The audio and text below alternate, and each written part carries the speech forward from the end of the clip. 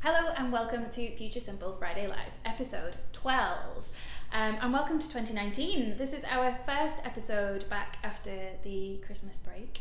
So we're going to do things a little bit differently today. We've slightly tweaked our proposition as a company, so we're going to have a little bit of a chat about that. And we're going to spend a bit more time on our questions.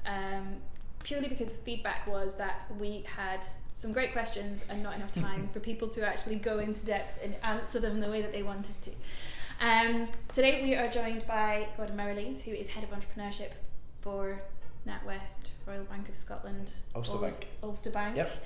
And obviously we have Adam. So I will pass over to Gordon to have a little bit of what you guys do, and we'll take it from there. So I've worked for the bank for 33 years, just at the end of last year, so a long time, pretty much left straight from school. I know that's not something that happens too much nowadays, but something that I'm really proud of. I started as a cashier in a local branch not that far from here, and I've just worked my way up through the organisation. Today, it's a bit corny, but I probably get the best job I've had in 33 years. I am responsible for the bank's strategy on entrepreneurship, which a big part of is the physical part that everybody can see, touch and feel, is the accelerator hubs that we have. We've got 12 of them across the UK, and we're really determined to make sure we're the kind of best bank for businesses that want to start, scale and succeed. Those 12 are around key city locations across the UK. We support, last year we've supported just under 6,000 entrepreneurs. In the previous 3.5 years we supported about 3,500, so last year was a big year for us, since we brought the running of the programme in-house to the bank. So we're really, our big focus at the moment is how do we scale this, how do we help more and more UK businesses, support them by giving them the three things that we offer, which is the environment, which is the free, fully funded Wi-Fi, presentation, meeting space, hubs that we provide, desk space. Which you get to see most weeks when we film these. And the second area is the network. We have a tremendous customer base, a supply chain to die for, most of which entrepreneurs would say it's much more valuable than any money you can give them. So we make that available to them, and we try our best to make sure we make those introductions to help them enter markets and various different things. And the third area is unique to us, which is our coaching proposition, where we've got entrepreneur acceleration managers in each of the hubs, and they spend time coaching the entrepreneurs, holding them to account, challenging them, focusing on that growth mindset, developing them as an entrepreneurial leader, and supporting their team. So that's what we do. Fantastic. Yeah, I'm on the programme, and I'm just going to add that my entrepreneur acceleration manager often ends up being a shoulder to cry on as well, which is quite handy. But she's amazing because she always finds the kind of the right angle. Like, she knows when to challenge you and when to kind of give you a bit of a pat on the back. And almost like a virtual cuddle type thing of it's all right. It's not easy because actually you get really attached as well. It's hard not to get consumed and involved and emotionally attached either to the person or indeed what they do. It's one of the things I love most. It's what makes your job so get so much variety, is that you just meet so many different interests and people and businesses. Ideas that come through. It's amazing. It's huge. I remember my acceleration week, the 2 days that you have at the beginning. And listening to everyone's pitches of all the different businesses and all of the amazing business ideas and the problems that they were solving. It's crazy. It's interesting actually. That's been a great thing for us because one of the things that we never foresaw is that some of our entrepreneurs would help us solve some of our own corporate pain points. We never set out to do that on day one, and that's a big feature now for us. And we've actually, in the last 18 months, we've gone to proof of concept pilot on about 12 ideas, innovations that have come through from the hubs, and we've actually commercially contracted or partnered with about 7. Wow. So we've signed a contract as a bank, and that's huge for an entrepreneur to partner with someone like it's such a huge Royal Bank or NatWest or and because obviously you've now got the fintech proposition as well, haven't you? And that's a biggie for us. Clearly that's our bread and butter. It's what we're all about. And the support for a business that is starting out in that, to be able to reach into such a big banking entity with a fintech idea and have those touch points is priceless, isn't it? Yeah. Well, I mean, if you saw the news yesterday or even first thing this morning, we've just invested in a business called Loot as a bank. So we've now got a 25% market share, and it's a fintech business, and it's a really good example of startups have the innovation but find it hard to scale. But corporates struggle with that innovation and that mindset, but also have this. But they have the scale. That was one of the things. You put them together, it's a bit of a match made in heaven. It was one of the things that I was that was on our list for top facts this week. There's the World Economic Institute is saying that SMEs make the best partnerships for enterprises for that same reason, because they're small, they're innovative, they're thinking of all these new ideas and coming up with these new concepts and have that agileness to be able to push it through. That enterprises have processes and structures. You're right. It's difficult. No, nimble, agile, innovative, all the things that entrepreneurs display in terms of their characteristics, but big corporates find it hard to do. So it was an article on I think it was yesterday, World Economic Institute. So it's fantastic. So we love it, obviously. It's nice to do that with you. It's nice to have this conversation about. You can talk a little bit about what the benefit of what you receive, the benefit from it, and what your experience has been. So that's good. Yeah, because for us, that network piece for us is huge. But being able to bounce the ideas off the other entrepreneurs as well. So that's one of the things we've slightly shifted our proposition. We've always been a marketing consultancy focused on strategy and making sure that you have that kind of foundation and that strategy in place to have great marketing and have great concepts and be showing and demonstrating your company to the best that you can. And a lot of that is in the foundation and is in the strategy. And when you look at marketing campaigns or even just marketing tactics that are falling down, it's because they don't have a strong strategy to pick them up. So that's the area that we always focus on, and we've always kind of led with that. And so from being able to discuss with so many different businesses what marketing means to them and what strategy means to them, because strategy is one of these words that can go into the jargon land very easily, as to what actually a strategy is, how people embrace that. But to us, we obviously Future Simple, we like to keep things as simple as possible. So for us, strategy is literally the how. How are you going to get to that goal? It isn't the goal. It isn't the challenge. It isn't the vision. It's how are you going to get. But it's an enabler towards that vision of that big. And there's a great quote that a vision without a strategy is just an illusion. Because you can't get to it without the how. It's interesting. We've started in the last couple of years trying to keep it really simple. And therefore, as a result of that, we focus on. So we have our vision, which, as I said earlier, is to become the best bank, to support entrepreneurs that want to start, scale, and succeed. But actually, we've got what we call our big five.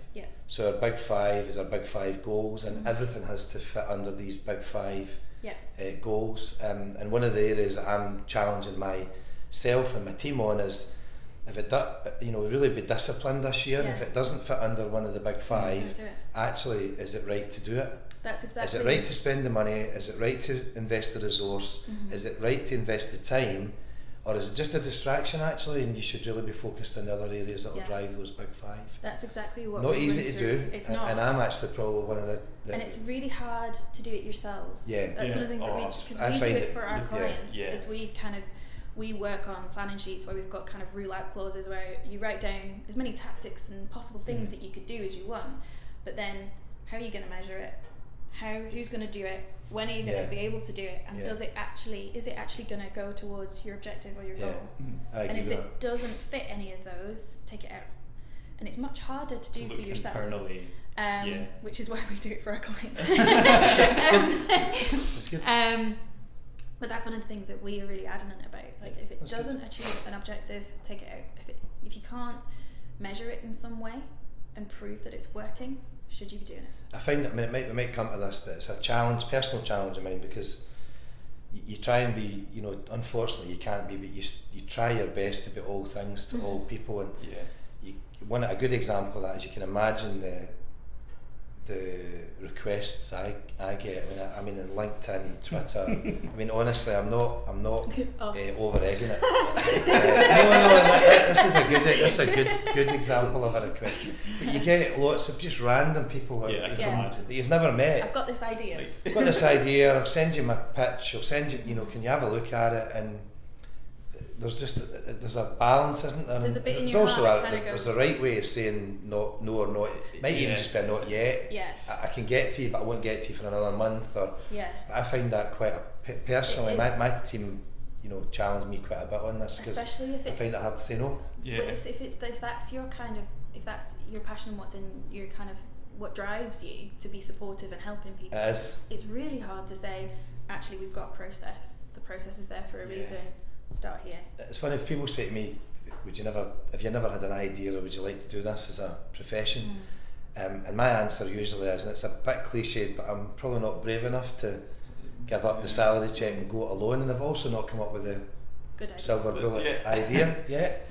And sometimes when you hear some of these ideas, you go, why did I not think of that? Oh, that's so simple. Why have we not done it before? But I think I've realised in the last 5 years I've been more involved. I've been working in the SME sector for a long time, but more involved specifically with entrepreneurs in the last 4 or 5 years.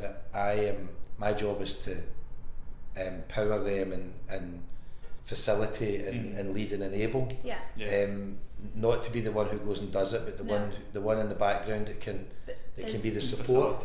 There's all of those grids of personalities, isn't there? And there's the supporters, the pushers, the stars, So my job is to be the one that kind of tries to find those connections, tries to make those introductions, tries to give that bit of advice, tries to put those two people together to use that ecosystem, whatever it might be, rather than be the one who goes and does it themselves.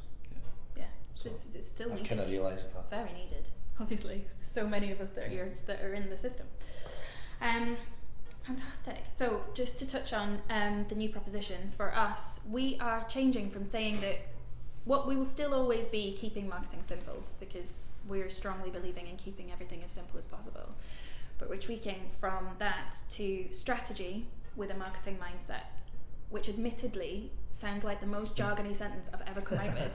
And we always say that we're against jargon, but actually when we break it down and think about it, that's what we're trying to deliver and trying to get across to businesses, that actually marketing sometimes isn't a function, it is almost a mindset. It is a bit like the growth mindset of I will get somewhere, I will be able to achieve something. And marketing mindset is like, actually there's a lot of different ways you could be explaining your business and going out and finding different things or sharing bits of knowledge or whatever that way may be. And sometimes it is down to mindset and not going, that's what the advertising bit's for, that's what this is for, and actually embodying that into your company, your culture, you as a person. And that's what we want to help facilitate, or help companies to facilitate, is bringing that strategy so that it has a marketing mindset and it has constantly, so whether it is a customer service team, whether it is a call centre, whether it is an engineer going out on a call, any of these things, they've all got customer touch points, they're all talking to people, and they are your best assets in a company. They are who is telling everybody else what is going on, and you want that culture to be embodied in all of those things, and it is almost bigger than a department, and that's what we're trying to I think that's get across there.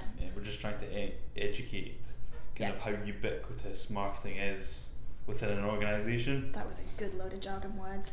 Educate, ubiquitous. I like it. But sounds good. It should be throughout every single different area. I think the point I agree with you on is that you never use these words, but I think you use words very similar, as it has to be customer led. I think that for me that's is the silver bullet. Definitely. And if you can keep yourself grounded in that, but you can market. We're one of the things that we'd like to try and be one day is to have enough expertise to be seen to provide some thought leadership in entrepreneurship. So having learned as much as we've learned in the last 5 years and then beyond, how can we create that thought leadership and actually by doing that raise that profile of our customers throughout that expertise and some of the stories and testimonials that people like yourselves and your achievements and our entrepreneurs and our customers. We help do that through our customers, so that's one of the big areas for us. I think it is all about customer.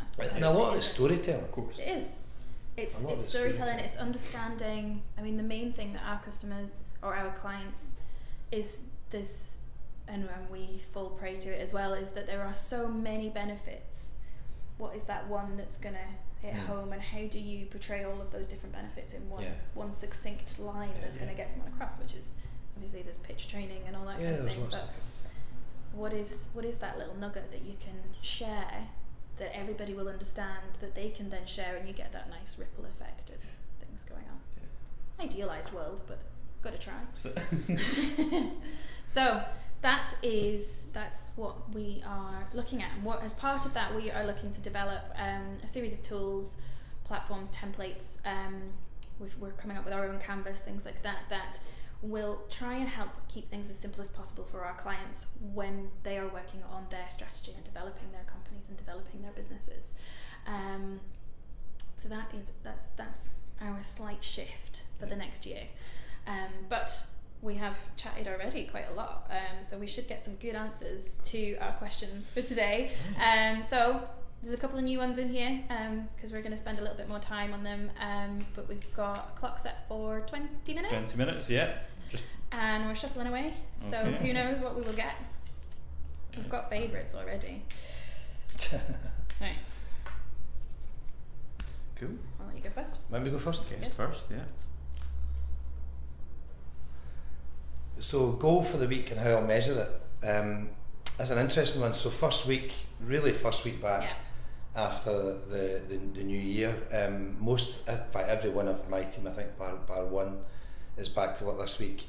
We try and do things quite, from a communication point of view, quite simply. We have a call on a Monday for half an hour, we have a call on a Wednesday for 15 minutes, and we have a call on a Friday, and we all get together and set the tone for the week, catch up midweek, see how we're doing. But this week I've decided not to have the call today. We've just finished our last board at the end of last year. We've just set our big 5 goals, our vision, which I've talked a little bit about earlier.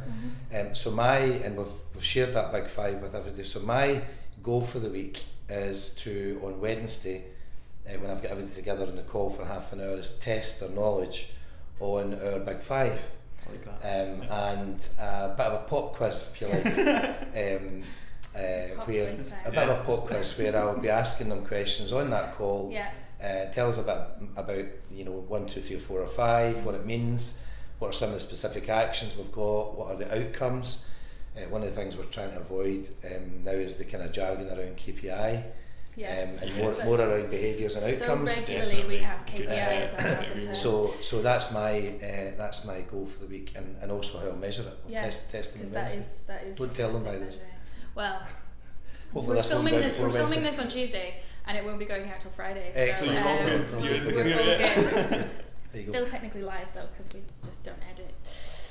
Okay, we're going to answer together from now. So we've got New Year resolution. So for us, I suppose it's focus for us. Definitely. Isn't it? Yeah. We did a session between Christmas and New Year because, again, like many entrepreneurs and like most people, you have all of these ideas and you want to be able to do everything. You can't. And you can't. It's the vital few, isn't it? Exactly. Yeah. So for us, it's focus and keeping things nice and structured and ordered. Exactly. And it goes back to that kind of inward strategy aspect where we kind of had to sit down and say, right, this is what we've got to do. Yes. We're quite good at doing it outwards. Yes. If I do say so myself, but looking at it from the other way around, it can be quite tricky. So it's being really focused and disciplined. Practicing what we preach. Practicing what we preach. That's a good thing. It is often more difficult. You do it with your clients, but actually it's about doing it. When do you take the time to turn it onto yourself and do that? So that's we did that. We took a day between the holidays. What about personal? Personal New Year's resolution. Mine's mostly about family, really, and making sure that we're all spending enough time doing family things. Yeah, and for me it's not to kind of adhere to the status quo as much, because I feel like sometimes I just go along with things even if I disagree with them, but it's actually kind of speaking out and saying a bit, as opposed to kind of coming back and saying, oh, it's fine, it'll be okay. Mine's it's a bit similar. Personal one's a bit more present at home. I'm away quite a lot. I travel during the week quite a bit when we've got the 12 hubs across UK. I mean, this is home for me. It's also where I'm based, but I'm probably hardly at this desk in here. So you'd be a bit more present when I am home. And one of the things that my boss has done Christmas, and actually it was really obvious and apparent that he'd done it, is that he went off on the 19th of December, came back on the 4th, and actually wasn't around at all, even on email. Just switched off. He's quite active in WhatsApp, not on WhatsApp, and I'm really bad at that. It's really hard to do. Really, and I know I've found the screen time limit you can put on your phone now. I've still not cracked it. Because you can go in and it says, can you ignore it for 15 minutes? So I've still not done it yet, but I'm trying really hard. So I'm trying really hard to when I'm there to be present and not be distracted by. And it really is for me. It is my phone. Because my phone has my emails, my WhatsApp, my Twitter. My son's first full sentence: "Mummy, phone down." Yeah, it's a bit worrying, isn't it? All, doesn't it? You're like, oh yeah, okay. It's amazing what you can do on it. Brilliant. I mean, I've got it's interesting you say that. I've got a really good phrase that I use, and I think that sums up what you just said there. Is that when it comes to kids, they don't listen to what we say; they just watch what we do. And that's a classic example of your son just watching what you do and then repeating it. Knowing that but it's pretty painful. It is, hearing it. And I can see it now. Like if I'm not paying as much attention, that's when he plays up. If I'm looking at something on my phone, he'll start playing up. Because he knows that. I need help with that though, because I'm going to find it really difficult to do. We should do. But as I say, it was noticeable in my. I know. When somebody does it, it's really noticeable. That they've switched off. And the thing is, when they do switch off, everyone's like, "Damn, I wish I could do that." I know. Well, I do. I'm going to try. I'm going to try. Okay, you go. Oh, most interesting fact. This is one we spoke about earlier. Glad you got this. So I'm glad we got this one too. So my mum, and actually me as well, I was 50 last year, sorry. Today is Elvis's birthday. Now what makes me know that, not for the fact that I'm quite a fan, but I'm not that big a fan. He was born in 1935. Is that there was a bit of a conspiracy theory released yesterday saying that they found a recording the experts reckon it's his voice, saying that he faked his own death and he's disappeared for the last however many 30 odd years. When did they think it was recorded? I don't know, I can't remember the detail, but they've been voiced, they reckon it's him. He talks about where he's lived and he's found this place that he's been able to hide. He thought he'd been recognised a couple of times. He thinks it's inevitable that he will be recognised, whether you believe these things or not. And he talks about how he's had to disguise himself and grow facial hair and stuff like that.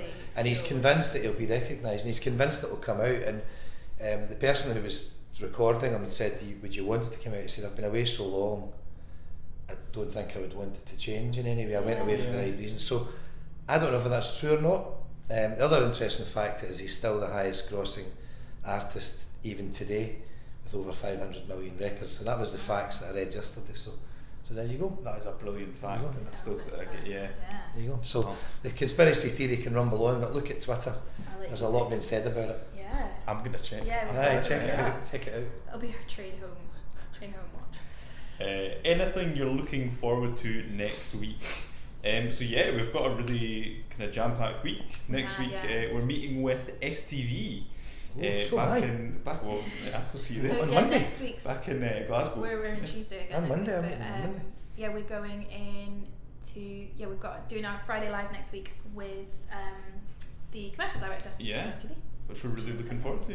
We've also got a meeting with. We're hoping to get a tour as well. With some of our clients, Cuckoo.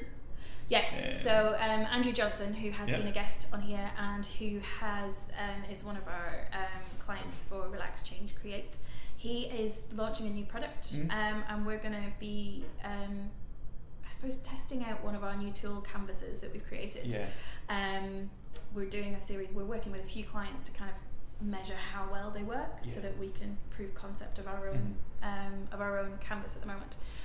So he's coming in to do a workshop on that next week. So that'll be really interesting. That'll be really good. Sounds good. Yeah. Be really good. Yeah. Go again. Word of the week. I think for me, well, I've probably got more than one word if I'm allowed. So it's, you know what it's like. You run really hard and fast towards the tape at the end of the year, and I think your holiday at Christmas can't come quick enough for that little bit of downtime. Even if you're an entrepreneur and you're running your own business, I know that downtime's quite precious, but and you might not get that much downtime actually, especially if you're serving the public over Christmas and you're retailing over the Christmas period. But when you come back, you've got to do it all over again. So that motivation is needed, energy and that pace to get back out of that couple of weeks or week or whatever you've had break is really key. I've been through. We tend to do, this is our time of year where we do end of year reviews, where we spend a lot of time in end of year commentary on personal development plans, supporting our people, and then we do a whole big series around results and pay and reward and stuff like that. And my word this week around all of that has been consistency. So I've got, I'm fortunate enough to work with 61 other individuals who are just brilliant to work with, and the team that I'm fortunate enough to lead. And my word to make sure I do the right thing by them is to be consistent by all of them. We've got that as one of our boxes in one of our canvases. It's one of the main things about delivering a brand is being consistent. Yeah. Whatever it is that you are wanting to achieve or wanting to get to or wanting to say, make sure there's consistency around that. And even if it's visual consistency down to colours, logo, positioning, fonts, or if it's through to how you actually carry yourselves as a company and the values that you believe in, keeping them consistent. Yeah, I agree with that. And there's personal stuff comes in there as well, but I agree with that. I agree with that. Example of a marketing campaign that inspired you or really got attention. So I think the obvious one for this is the Greg's vegan sausage roll. Good example, this past week. However, whether anyone agrees with there should be a vegan sausage roll is a different part, but it has definitely Piers Morgan's helped. Yes. Of course he's helped. He's helped a lot. He's helped Greg's a lot actually as well. I think by being negative he's actually helped them an awful lot. It has actually, I think they said that actually in a tweet. I think they thanked him for his, they did. So they were like, you can have an annual. I'm going to give you mine actually because I was, you know, the usual John Lewis. I thought the Sainsbury's ad was quite good actually, with the child plugging in the the child plug. But do you know the one that really, and I think it's probably because it's my favourite Christmas film. Have you seen the Google? The remake of Home Alone, Lost in New York. That was amazing. It's my favourite Christmas movie. Yeah. And I just thought the remake of it was only about 2 minutes long, I think. Maybe even less than all that. of the scenes that everybody remembers. The aftershave, bouncing the bed. And it was funny because I just read like this thing about Home Alone the week before that came out about how it was a very Christmassy house, but who actually has red and green wallpaper? It was like almost the year-round decoration. So I was I got that one quite late. I don't know how long it's been out, but for me, I thought John Lewis advert was okay. But that, for me, the Google advert stole the show this year. Oh, definitely. I mean, John Lewis did it every year. Yeah, they do. So I actually think the way that they timed it, because it was quite late. I was going to say that. I only saw it quite late. Yeah, it was literally the week or two before Christmas, whereas most of the Christmas ads start appearing now, early November, and everyone's like, I'm not ready for it yet. But it was quite late when everyone was getting into the excitement they've really understood their target market with that. If you've not watched it, honestly, Google it, download it, YouTube it, watch it. It's brilliant. I'm a geek, but I always think when I look at an advert, who are they targeting it at, and have what can you reverse engineer your pizza target online. audience? Yeah. We had the devices in the room, going round the room. But even just down to the age of the audience. Fantastic. It's perfect, just into the targeting. Yeah. Sorry I stole that. No, not that's good. All good. Again, good. Oh, goodness, this is one for you two, I think. Underrated marketing activity. Underrated marketing activity. We've discussed this actually quite a lot recently. So this is the marketing mindset bit, I think. Yeah. But I think it's actually probably your people. Yeah. People. Yeah. So it's back to that storytelling again, but make sure everybody's on message. Yeah. Exactly. Yeah. It's that being able to, I suppose it's communicate from a higher point of view, it's being able to spread that kind of culture. It's one of my biggest challenges. We've got a huge organisation, as you know, about 65,000 staff, and one of the things I'm really proud of is that we launched our own Entrepreneur Development Academy about 3 years ago, just at the end of October, and we never ever thought it would grow to. It's volunteer basis rather than mandatory. I was under pressure on day one from a lot of colleagues to make it mandatory, and I'm really glad now I resisted, and we've got just over 13,500 staff now volunteered for that. Yeah. Now those 13,500 staff can be advocates for what we do, but there are another 52,000 out there. And my biggest challenge is that we're still, in my opinion, still the best kept secret internally and externally in what we do. Yeah. So that piece about getting your staff to advocate for you is really key, I think. Because that passion, those values, you want them to be embodied by everyone that's on your team, and that they can portray them. Essentially, everything that you come up on, I say this all the time, and it's probably like the 6th time I've mentioned it on here, but everything that your company does, kind of, it gives off an impression. Yes. Yeah, and I agree. It's the impression that you're. And always remember that you're in a position to do that as an employee. Yeah. But I think you need to know that vision, the strategy, the goals, all the things that underpin that. Yeah. Before you can articulate why those things are there. Yeah. Because you can spiel off values to people as much as you want, and they're like, yeah, but it doesn't mean anything to me. Oh, it's got nothing to do with my job. But if you give them the why and the explain and the how this ties to the core and actually how important your position is in amongst all of that, then it kind of empowers your people to be your best advocates. Yes. So yeah, I think your people are probably your best underrated marketing. Brilliant. Another good one. Right. There you go. There we go. So how have you looked after yourself this week? That is a tricky one actually when I'm thinking about it. Just after Christmas, did anyone go on the New Year's diet? Have we all decided to There's go been diet? no New Year's diet. Good. If It wasn't just me. I've not done dry January yet either. No, well, although I know people who are. Yeah. Struggling through there a little bit. I would say I've been good going to bed a little bit earlier because I was a bit poorly a little bit before New Year, so I was recovering from that, and I actually my partner's very much into reading, so I've been reading before bed, and that's actually helped. Yeah, and, well, it has been marketing literature, but it's been good for the mind. He's got a book list. I'm like, right, so you need to read this. I'd actually say then, reading and kind of going to bed a little bit earlier, giving yourself time, I think. A bit of time, a bit of downtime.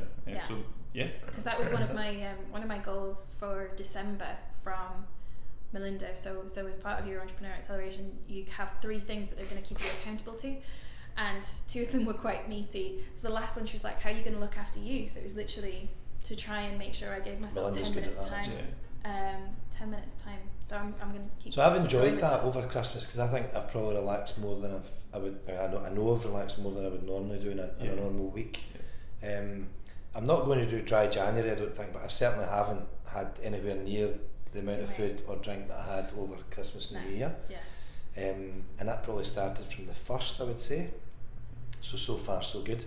Early beds is a challenge. I'm not an early bedder. In fact, I'll give a bit of a confession from last night. Last night it was about 1:30 in the morning, which is unusual for me. And the reason for it is I could not go to bed without watching the 4 episodes of Luther. Oh, I've not watched them yet. I've heard good things. I've got them all Honestly, I wouldn't waste it for you. We had watched 1 episode and we sat down last night to watch what we thought was going to be number 2 and watched 3 and 4 in the next few days. And ended up watching 2, 3 and 4 one after another because I could not go to bed. And then you go to bed and you think, oh goodness, how can I get to sleep now? After watching that, it was pretty scary stuff. The previous Luthers, watch it, it's good. Oh yeah. Brilliant. We could go on forever on Luther, right? Shall I ask? Oh, is it your go? Well, Forget. Key learning. Why don't we all do this? Key learning. Okay. So key learning. we like doing key learnings because it's always good to kind of reflect back on things. So I think my key learning, I think it's just taking a step back and practicing what you preach for us, for whether as personally or as a business. Because I'm all, especially talking about mental health, I'm all about look after yourself, give yourself time, but still the worst at doing it. Then when it comes down to giving yourself, looking at the business and going, right, we've got all of these tools that we've created to help other people. We need to run ourselves through them. We need to make sure we're as simple as we possibly could be. And yeah, so I think it's funny. I think, you know, when you say it like that, I think the one I'm going to give you is probably similar, actually, because one of the things I've learned is that you don't have to have we as a bank, we have for years tried to get things perfect, as in it's got to be perfect before you roll it out, it's got to be 100% right before you roll it out. Yeah. Actually, one of the things that I think I've learned from many of the entrepreneurs that we support is that actually if it's 70 or 80% right, go with it. And sometimes you kind of jump off that cliff and build the rest of the wings on the way down. Yeah. You know, if your gut feels saying you've got this pretty much 60, 70, 80% right, go with it and fix the rest of it. Test and learn. Yeah. And I think that's probably been one of our biggest learnings. Develop it based on feedback. Yep. Actually, what happens when you practical learning. Yeah. Tweak it as you go. Minimum. But that's what you do. Yeah. And we haven't always done that. I think when you get bank. to a point as a reputation, a lot of bigger companies are the same. That you get to the point where you're like, we can't put anything out that's not perfect because our reputation's on stake. And how do we do that? So I think it's a challenge for a lot of enterprise. Good kind of habit to get into as well, because a lot of the kind of people are shifting towards this.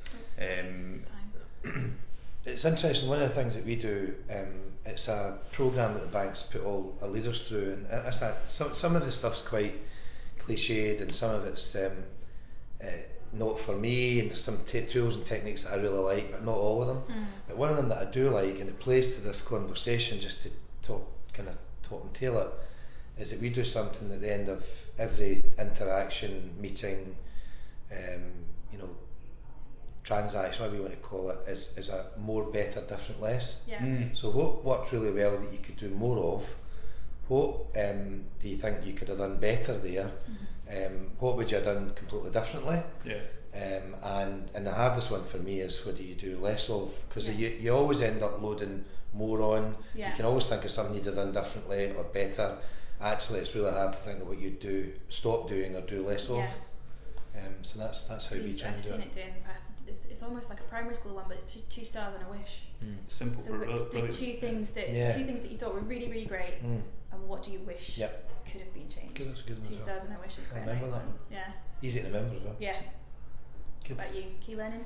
Key learning, very kind of marketing oriented, but it's to consider the challenge as opposed to just where are we now and where do we want to go. It's what do we want to actually overcome. And this comes back to something I've been reading, which is Good Strategy, Bad Strategy, which is a great book, and it kind of outlines that. And I think it's not really pushed in enough in academia. That's the way it really should be done, or potentially even in business. But it's what's the challenge, and then from that you can really kind of dig into how you're going to do it and do it well. And I thought at this time we say it in kind of entrepreneurial and in the teaching that we get through the accelerator. It's what challenge or problem are you solving for a customer? But it's the same fundamental as to what is your strategy for achieving your goal, to achieving your vision. What is the challenge that is stopping you getting there? How do you overcome that? That's the big thing that you need to be working on. And a lot of the time people are just thinking so much about how do I get to the goal? How do I get to the goal? That they kind of almost miss that there's a hurdle there. And there's a reason that you're not there yet. How do you overcome those barriers? What are they? Because identifying them is the first key to it. And it's sometimes the hardest thing. But what are they and how do you get past them? And I'd say just kind of to lead on from that, it would also be to stay away from jargon and fluff. Fluff. Because that it's I think fluff. a lot of the time that can just takes away from your point. There's some great examples in that book. There's some great examples in that book about there was one about a bank actually that was customer-centric mediation of funds or something, and that, or to be the best at customer-centric mediation of funds, and that was a bank's strategy. You know, like, well, that's actually just fundamentally what a bank does. Yeah. So how is that a strategy that's going to get you anywhere? But it was just so many jargony words that was a strategy for a few years before someone went, what does it mean? Exactly. Yeah. It's also not very easy to explain, is it? No. Yeah. And if you're scratching your head, it's the wrong words. And that's one of the other things that we do, and as part of our kind of one of the things on this canvas and the workshops that we're hopefully going to implement is test. So if we go into a company, let's get everyone to write down what they think the strategy is. Because if you get lots of different people from different parts of the business and say, what do you think this company's strategy is? Whether you're trying to work out from rote what it is or what you actually think is happening, because that's a brilliant test to A, what is happening within your company, B, how well you're seeing that through, and actually if something completely different is going on. Yeah, absolutely. But yeah, we totally rambled past the That's all right. past the point of the alarm, which we always do. Thank you very much for enjoyed that. coming That on. was good. That was a really good discussion points, and it's been fantastic to hear all of the different bits and Thanks pieces for having that the me. bank are doing. And yeah, as we hinted earlier, we're going over to STV next week, so that'll be an interesting one. And we are looking for a few other guests in the coming year. So if anyone is interested in coming on and joining us for a chat, thinking up some interesting answers and getting involved in some debate off the cuff, let us know. We're always looking for people to chat to. In the meantime, have a fantastic weekend because it's Friday, and we will be back next week. Thanks. Bye. Bye-bye.